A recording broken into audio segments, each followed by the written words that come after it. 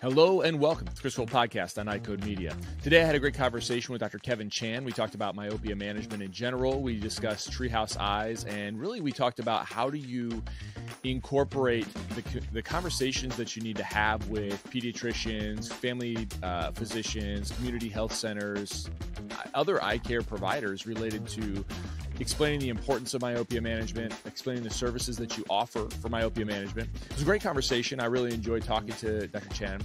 Please enjoy our conversation. And as always, be sure to subscribe to the podcast, write a review, share it with your friends, and support those who support us. So today I want to talk about the MyDay multifocal for just a second. It has been a really great thing in our practice for our patients who are presbyopes of all areas, but you know, those tricky presbyopes are always the ones that are kind of emerging, where they don't want to give up any of their faraway vision, but they're having some struggles up close. And so what the MyDay multifocal has been able to do for us is to allow those patients to transition into a multifocal more easily. And then as we have those patients progress into other levels where they need more ad powers, it's been a nice smooth transition. So the ultimate hurdle that we've seen in our practice before the MyDay multifocal was that we'd have patients who would resist any transition to a multifocal lens because of that distance blur. We just haven't seen that. So if you haven't started using MyDay multifocal in your practice, I would encourage you to start, check it out, reach out to your Cooper reps for those trial lenses and commit to MyDay multifocal for your patients. I think they're going to like it. If you haven't checked out MacuHealth yet for your patients in Category 1 through Category 4, I think there's a lot of evidence that you should be considering. The first is, if we just look at AREDS 2 and what they talk about, MacuHealth is, so for patients in Category 3 and Category 4 AMD, MacuHealth is a great option for them that follows that entire protocol, and it also adds mesozeaxanthine to the mix, which, if you look at some of the evidence, I believe shows me that it's going to thicken the macular pigment better than without mesozeaxanthine. It also uses the correct AREDS 2 dose of zinc at 25 milligrams, and so you don't have to worry so much about the potential side effects of zinc. The other thing to think about, and it's beyond the scope of this, although you've probably heard me talk on other podcasts, is that in patients in Category 1 and 2, there may be some additional benefit to supplementing them with something that may be a little bit less than the AREDS 2, so you don't have to add as much to it. And that's where I use the MacuHealth LMZ3. And so I think if you haven't done this yet, I'd consider MacuHealth in your practice and for your patients.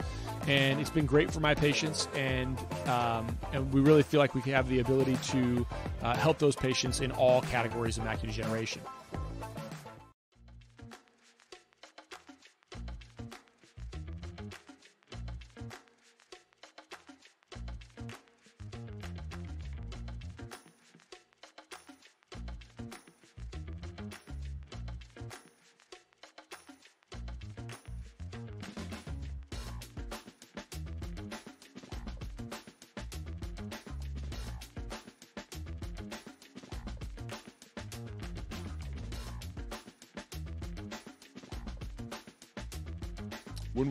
When we met the first time, one of the things that made me want to talk to you was, first, is I've seen you kind of around the stuff that you've been doing with Treehouse Eyes and some of the things that you've been doing within myopia management.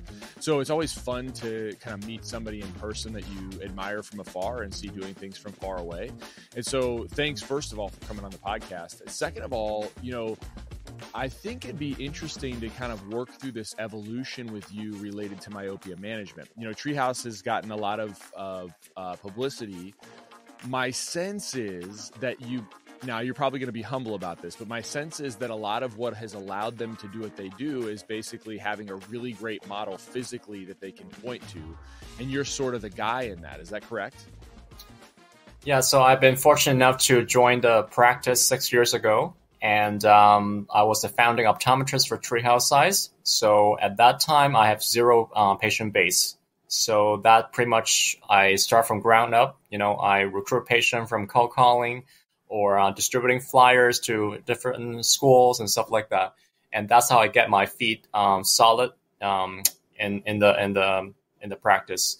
And but yeah, I've been giving so much opportunity and also worked really hard to get the public awareness of myopia out to the parents. So they're getting more aware of this, and be more vigilant about what we can do to help their kids out. So a lot of this becomes kind of this harder work that needs to be done. Most of us, and I'm included, so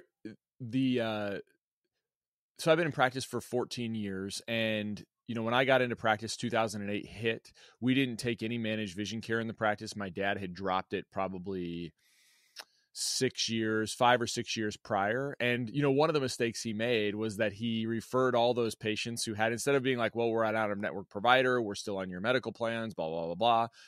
One of the mistakes, and he would admit this, the mistakes that he made was he just sent them to other good providers in the area, especially with our Vision Source connections. He's like, look, this is a great doc. They're right down the street. They take your insurance. Go see them, they'll take care of them. And so take nothing away from them. They had to still build their practices. But by the time I came into practice, he wouldn't have been able to handle all those patients over that amount of time.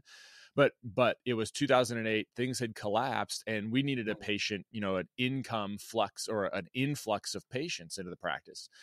And so most of us, we did what most people do, is you start accepting more managed vision care plans. And then there's this kind of life cycle that occurs where you look at your managed vision care plans, and I look at my schedule and my patient population, and most of my patients are no longer, they're being managed for other diseases. And so I've had these conversations with my associates, because probably the one pain point that almost every single practice has to go through is how do we attract new patients, and when they have medical conditions and they have a managed vision care plan, which is becoming more and more pernicious in the sense of, patients on Medicare with glaucoma have managed vision care. Well, when you accept that patient comes in, even if you've never provided managed vision, like comprehensive or routine services for them in the past, they now all of a sudden think they need to have this. And so I have these conversations with my associates by saying, okay, well, if we're going to move away from managed vision care plans, which would allow us to not have, even though we manage that kind of back and forth with the patient really well in the practice, we've got a good handle on it. The one source of conflict that usually occurs, if there is a source of conflict in the office, it is almost exclusively related to, well, this managed vision care plan, we wanted it this way and it was done this way, or I didn't understand that this was going to be covered. This is covered. Why isn't this other thing covered? And et cetera. So that becomes like this one barrier. It's always this constant theme, and across the country, that's kind of this constant theme for practices, that they have to, if they can manage it well, which we have, they can overcome it. But I say to my associates, I say, look, if you guys want to go away from this, it's not going to hurt me, right? Probably not that much. My actual like professional income, it might hurt me a little bit as a business owner, but really, how are you going to get patients? Like, what are you going to do to get patients in the door? Because now all of a sudden, it's not like you get to sit back and wait for those patients to find you. You're going to have to do what Kevin Chan did, right? You're going to have to go kind of beat on doors. So I say all of that to say, is that an accurate assessment in your view about how the other ways you're going to have to market to the public? And if that's the case, then kind of walk me through that process for you and how you acquired, attracted new patients, really in a step-by-step way. Yeah, so that's a really great question. I wish I could have $1 million answer for you, but I think I will just share my little experience about Treehouse Eyes. And as you probably know, but for some of those of you who are not fully aware of what Treehouse Eyes does, we are the referral-based myopia dedicated clinic, and we are based in Washington, D.C. area. And we are a really unique business model in a way that we actually don't take any insurance. Every patient I'm seeing, they're self-paid or through a flex spending account or health spending account using out-of-the-pocket money. And that is a really challenge for you, just like many of your practice. You're saying a lot of business financial challenges, especially during the financial crisis. Not every family can support or afford the treatment for myopia management. So we definitely have hit a lot of roadblock to see how we can open up or try to overcome more barrier so that we can help benefit more families. So one of the big strategy we've been using is try doing word of mouth. As probably primary care is a great source of word of mouth. And if you treat one sibling, the younger sibling would probably follow suits. The parent would never leave them aside and treat one kid but not the other. So you can definitely set up a good role model. Okay, when you treat one kid successfully, then they would, definitely bring the second kid or even third kid to bring your practice. So I have a lot of existing family who actually grow into multiple families just because of the word of mouth. And especially because of the uniqueness of a model, and we cannot really advertise, how many insurance panel we're in. In fact, it's going to be counterproductive. So we need to work harder to get the word out by outsourcing, some of the marketing tool to the public school, and also community health center. Let the word out so that parent will actually find you, just as you said. They will come find you based on your credential and your expertise. In fact, I'm very fortunate enough that I have seen growing number of patients who actually not in my community. They're actually derived from different state or even fly out of state to come see us. So that's a really huge testimonial for us that we have been doing a really good job. Yeah, I think to get a little bit more specific, because I think all that stuff is how it starts to travel and becomes a snowball, just like any practice that's doing those things well. It does become this snowball effect where, you have more patients than you can take care of, right? So that's a great thing to have happen. It does happen with many practices with sort of this traditional model. So give me an idea of when you're going to primary care doctors, you're talking primary eye care, pediatricians, and then to develop those relationships, give the listeners a sense of what you had to do to kind of open those doors at the beginning. Community health centers. I saw you did a TEDx talk. So kind of how do you open the doors for those things to start building those relationships? I think for the arena of a myopia management, one of our biggest target is talking to pediatrician. Because they have the biggest source of patient base for you to, not to take the patient, but kind of share the patient care with them. And obviously, they are not too keen or too interested in, providing comprehensive vision care. All they do is just to provide vision screening, pass or fail. And at that time, when we first started, I actually knock door to door, to different pediatric office, to kind of introduce ourselves and let them understand what we can provide for them, and especially for our expertise in pediatric vision care. So that is how we can open the door and spark the conversation. Some of the pediatrician may not be too keen on getting into it just because of the insurance low reimbursement rate, but that is actually a really good source for you to tap into. Because if you said, you don't want to take that insurance patient because of the low reimbursement rate, maybe we can help you out. Let me take care of your patient, provide them, whatever they need for myopia, and then we'll send the patient back to you, CC to your primary eye care doctor. Then all three provider will actually, serve the best interest for your patient. We're not taking any financial interest for your patient, but we do actually can share some of the workload that you're struggling with. Because I know from my conversation with them, I think vision care or vision screening is by far the least favorite thing they want to do in the entire physical check.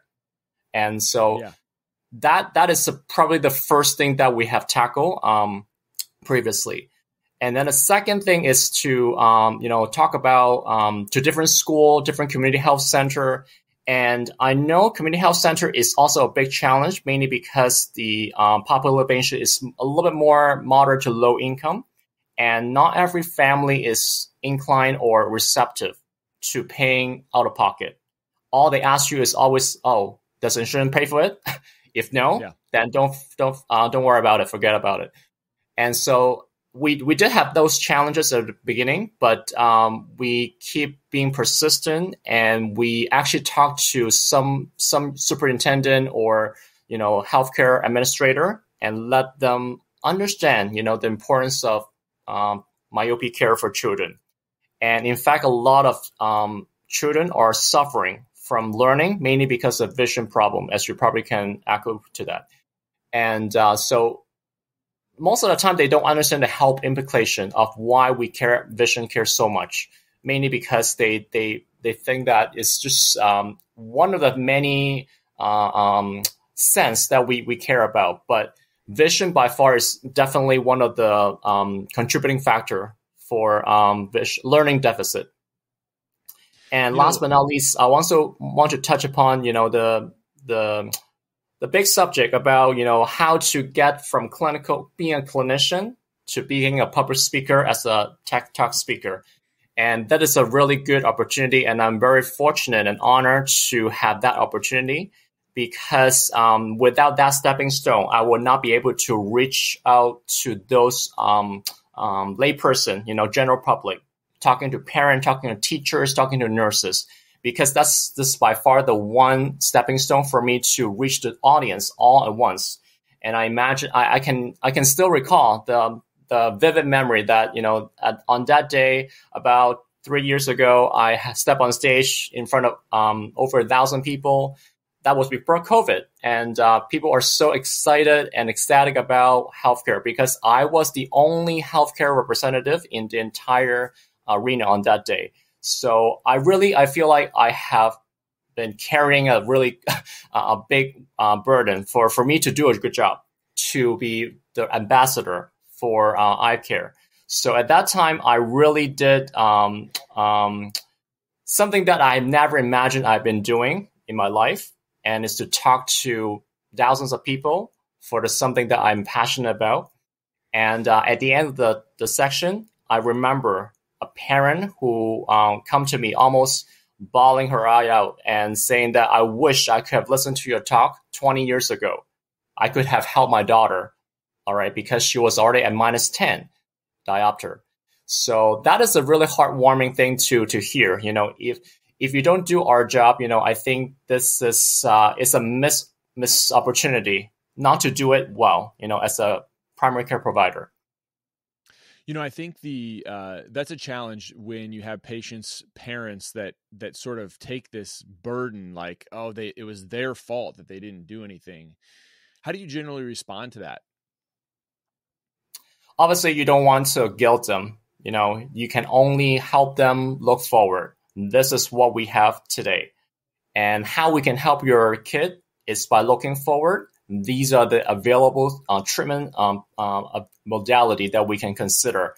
Back in the old days, you and I may not have that opportunity, but now we're so fortunate enough to have this type of modality to provide to your children. So I think that is a optimism we can bring them. Obviously, we cannot look back and change the way myopia have developed, but the sooner we can disseminate this idea out, the better the results would be.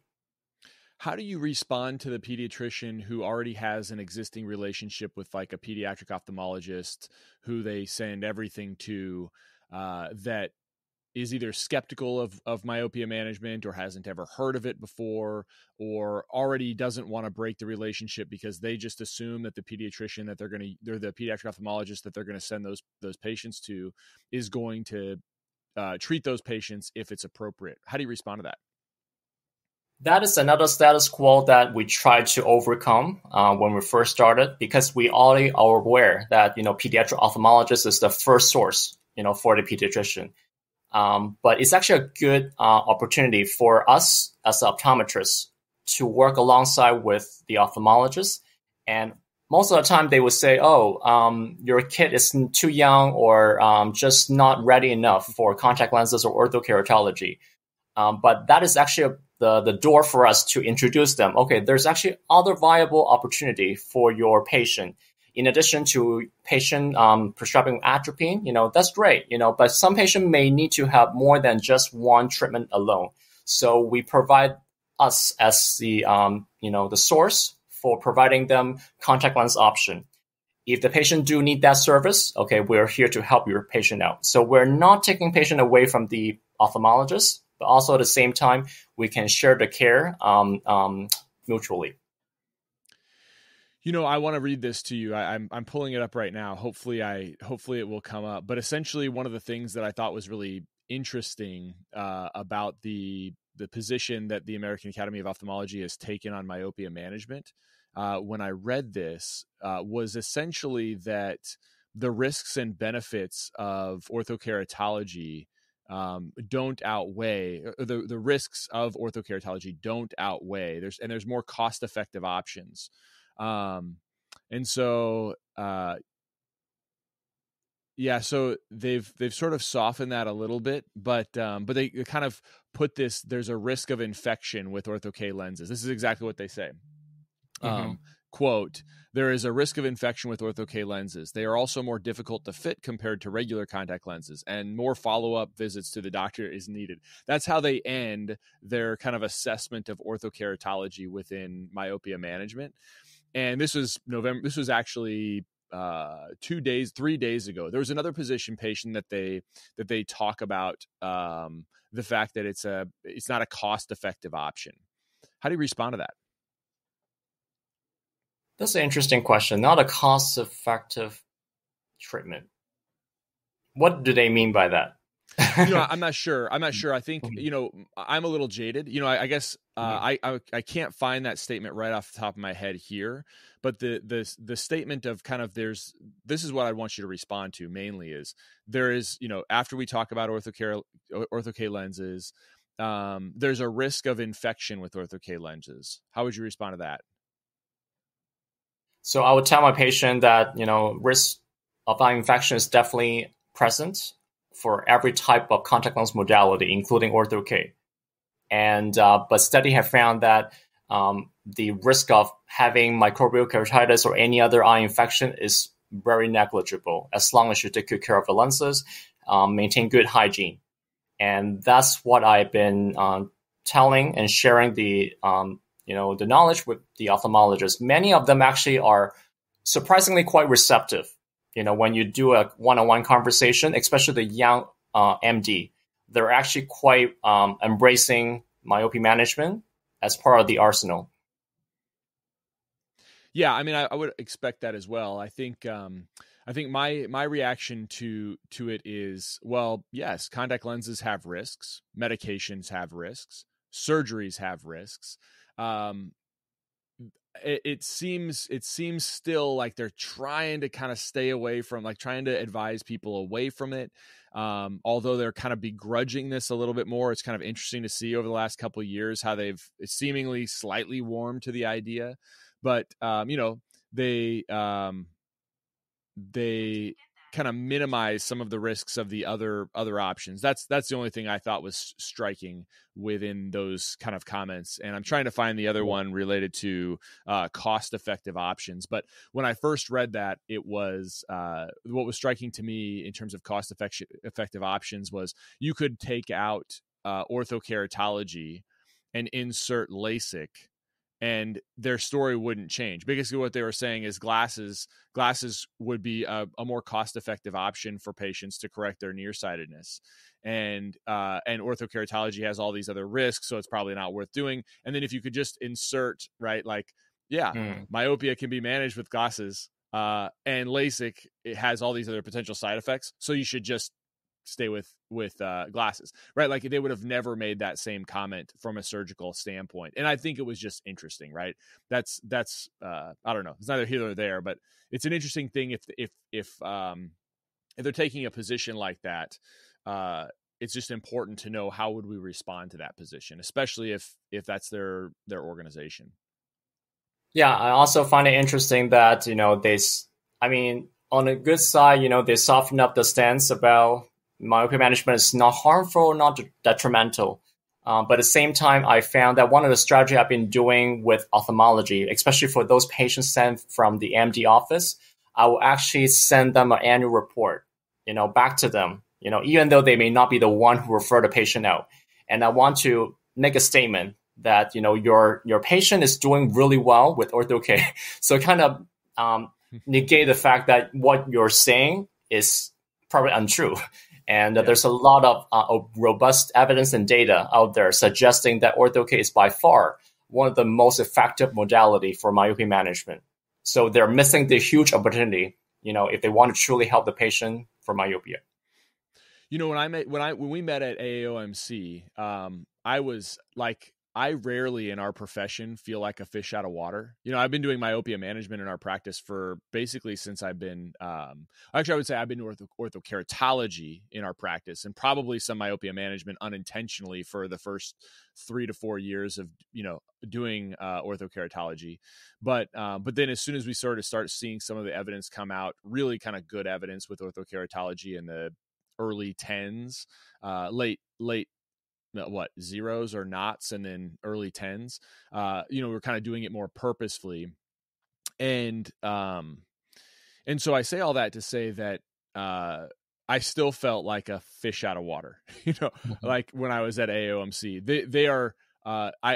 I rarely go into a situation where I don't know a significant number of people, and the only person really pretty much that I knew at that conference was Cheryl Chapman, who's also a partner of mine in Peak. And then we've got a long-standing kind of history within the profession. And so she's been awesome. I mean, she's a wonk on a lot of this stuff, and she was good to kind of introduce me to a few other people, but it felt just totally weird to me. And so one of the things I thought about was, all right, well, first, how many kind of general primary care optometrists are out there that would feel the same way in a conference like that? It wasn't that people weren't welcoming. It's just, it wasn't my normal crowd. And then second, what is your perception on how many of us are managing myopia, like in terms of the population, like really managing it right within their practice? What's your sense right now of optometrists, primary care optometrists managing myopia beyond just the spectacle correction of refractive error or contact lens correction of refractive error? Yeah, so I think I read a study a while ago saying that they found 80% of those respondents who are mostly primary care eye provider, and 80% of them said they believe and understand the importance of myopia management, and they also prescribe ortho-K. But I think less than 40% of them actually actively manage myopia using all those modalities that they talk about. So that's a huge knowledge gap and discrepancy of what the beliefs are versus what the actions actually tells. So obviously, you and I know there's still a lot more work need to be done to spread the word out, let alone it's not just about public awareness of myopia management. It's how to convince our colleagues, our peers to be on the same ground, okay? Because as far as we know, Canada is one of the first country that fully recognize myopia management as the standard of care. And this is something we truly need to work on as a profession. Otherwise we'll be all over the places. Many patients coming into my office and say, "Oh, Dr. X, Y, and Z says so and so," and they have no idea how to, make it make sense to them. Because every single doctor said different things, and we as a profession, if we cannot be seen on the same ground, and it's just hard for us to make it a better place. So going back to the question about, I do agree. When I first joined AAOMC, it could be very daunting, could be very overwhelming, and I didn't know anyone, and I was sitting in the corner, and I just want to listen, to what they say, and but I think AAOMC is still kind of hidden in the gem, and not a lot of people know about the organization and what it does. So I think using this type of platform and sharing the knowledge of AOMC is a great thing for ECP to understand there's a lot more out there, just the primary eye care. And I'm sure many of you have participated in different lecture, workshop in dry eye, glaucoma, or refractive surgery, but many of them does not include myopia management. Many ECP is still hesitant to jump into the pool of treating children. And that is a quick challenge, mainly because most of the time they thought it could be very time consuming and not cost effective, or simply they don't have enough resources for dealing with pediatric care. But in fact, in my day-to-day practice, I only see kids day in and day out, even though I would say it's quite exhausting at times. But, you actually make a huge difference for those young kids because they are looking up to you 10 years later. Oh, Dr. So-and-so, Dr. Wolf, Dr. Chen have saw me 10 years ago, fixed my myopia. Now I'm still at the same prescription. So it's a really huge rewarding testimonial for us to see. One of the challenging things with patients is when they invest in a really high quality pair of glasses and customized lenses, it can be challenging to keep those lenses clean, keep them scratch-free, smudge-free.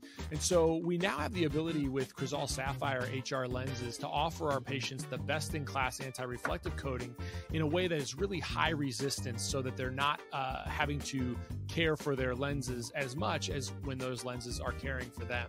So remember that you can provide patients that best-in-quality, best-in-class transparency, clarity, durability, and UV protection in a single Crizal coating. If you want to learn more about Crizal Sapphire HR, contact your Essilor account executive or visit essilorpro.com/Crizal. I get questions all the time about how do we use 9.2 codes and 9.9 codes and which ICD codes go with different CPT codes and what can be billed together and what can't. And this confusion, this uncertainty really holds us back oftentimes to be able to do what we want to do, which is help our patients see clearly and provide their best opportunity for a lifelong vision. And so we built iCode Education for that specific purpose. We have lots of resources that are based in helping you understand disease states, helping you understand revenue cycles and billing and coding practices. So check out iCodeEducation.com. That's EYECODE education.com. And we have a specific bundle there for you if you'd like to take advantage of it. It's the Premier Billing and Coding Bundle. We've got a 10% discount code just for listeners of this show. You can just, in the coupon code at checkout, you can enter in iCode Media 22. That's EYECODE MEDIA 22 at checkout. We'd love to have you. We'd love to work with you. Check out iCodeEducation.com.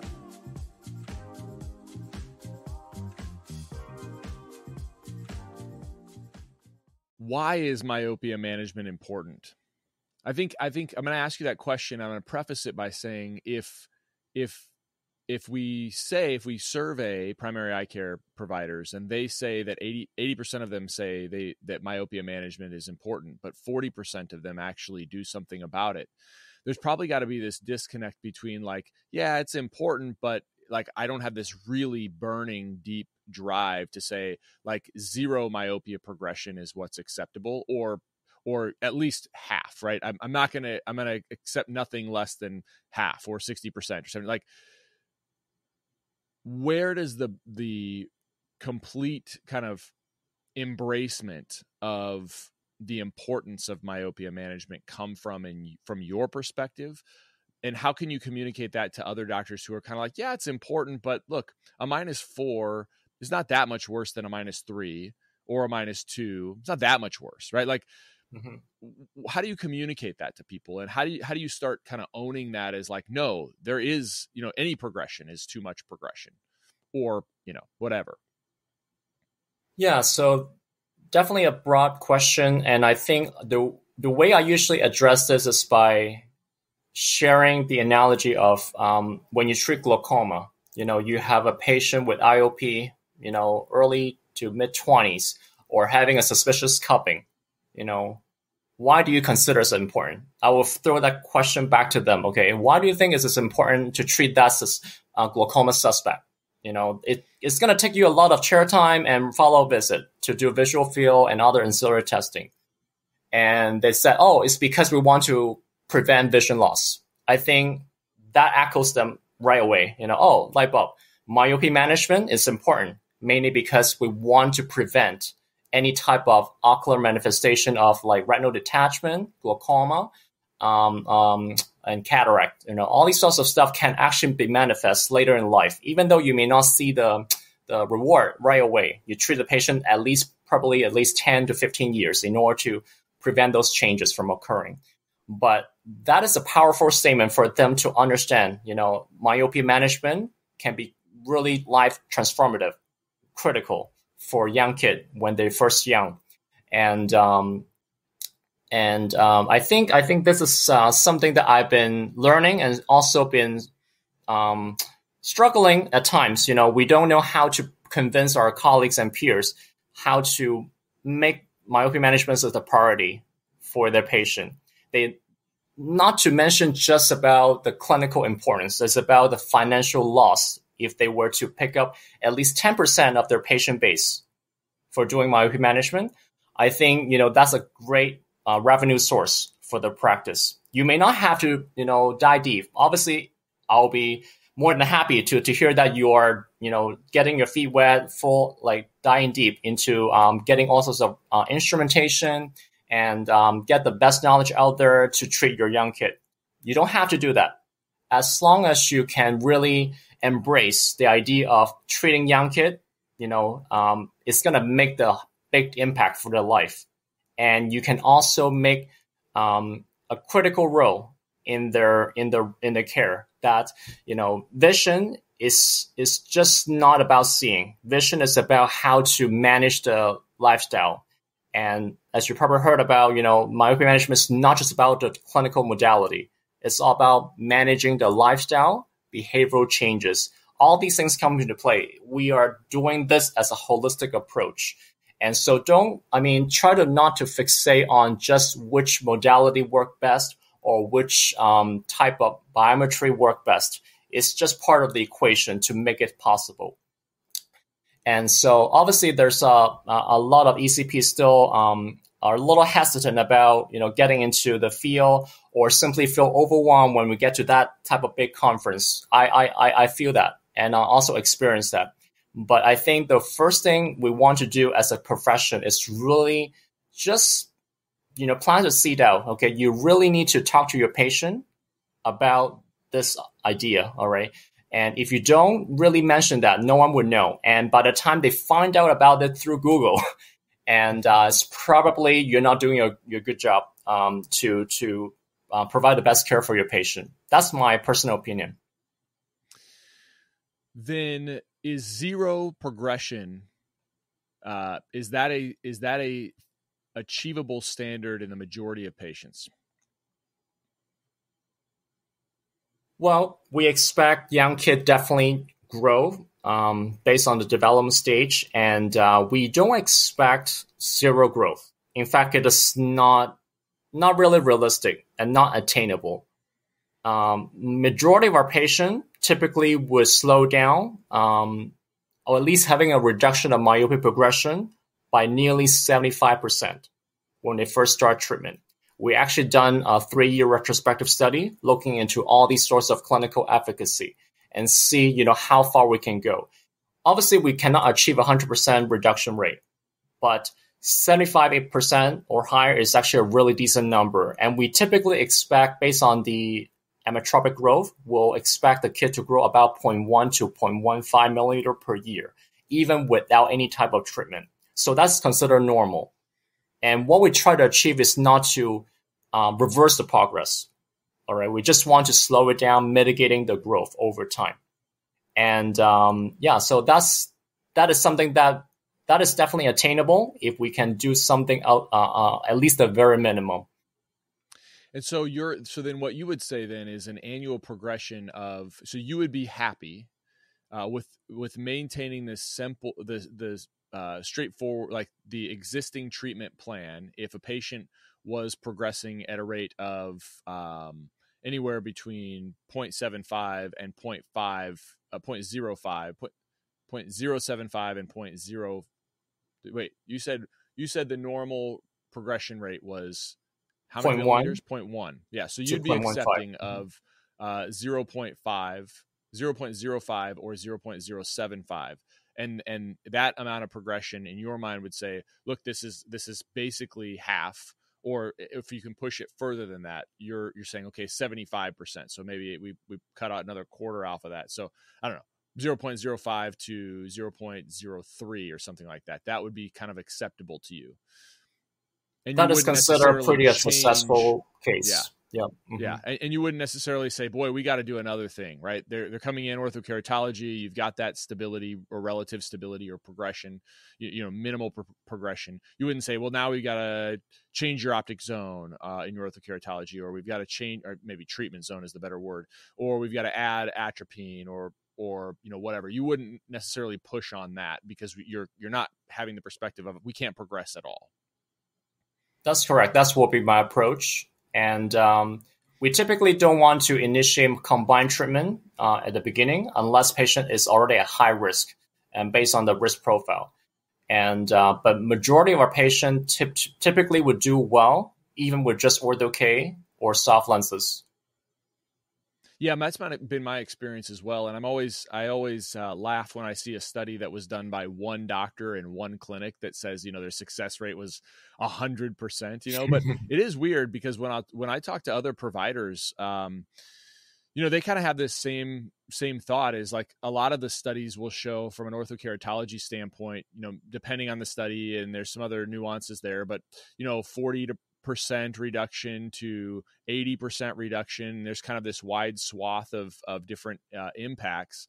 And I know you can look at a lot of different variables within those studies, but I find that, most of my orthokeratology patients are pretty darn stable. And when I talk to other orthokeratologists, they say the same thing. They say that most of their patients with just a single treatment like that are more stable than what they would expect based on the preponderance of those studies. What are your thoughts about that? Yeah, so I think having mono treatment is obviously better than nothing, better than single vision spectacles. And many patients are just not aware of ortho-K and soft multifocal lenses. And whenever they heard about something, contact lens touching my eye, it's not going to be working for your kid. But I can reassure them that, this is something better than what you expected.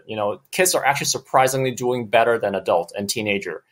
And contact lens is definitely one of the greatest modality for treating children. So, Dr. Chan, let me kind of give you one last thought. Like if you had parting words for the audience about myopia management and kind of the incorporation of that at any higher level than what you're doing right now, what do you say to them? Yeah, I think as a primary eye care provider, and we have obligation to make the best out of myopia care, because what we're doing right now, and it's just not enough. Not saying we're doing it wrong, but I think we've been doing it for the past 700 years, prescribing single vision glasses, historically, and it's just not needing the cut anymore, because especially if the technology is getting better and better, we are advancing, but we're still prescribing the same old modality 700 years ago. We are not doing the best interest for your patient. And even if you have a lot of thought, hesitation in your mind saying, we don't have resources to buy this equipment, or I don't have enough staff or enough time allocated to myopia management, I think all these things can be sorted out as long as your mind is set into myopia management. And again, not every ECP needs to dedicate a practice solely in myopia management. That's not my goal. My goal is to hopefully plant the seed into every doctor's mind that myopia management is one of the things that could be the most rewarding, if not the most, could be one of the most rewarding things that you can do in eye care, because you're changing someone's trajectory to better vision for life. Awesome. And then people want to reach out to you, have questions, want to book you to come talk. How do they find you? Sure. So you can definitely email me, kevin.chan@treehouseeyes.com. We'll be happy to address any questions, or feel free to come in for a visit. I'll be happy to share with you about what we do in Treehouse Eyes. Awesome. Well, Dr. Chan, thanks so much for doing this. It was fun to meet you in person. It's fun to do this again virtually, and I hope to see you soon at another meeting. And likewise. Again, appreciate it. Thank you, Dr. Wolf. Thank you for having me today. Appreciate it.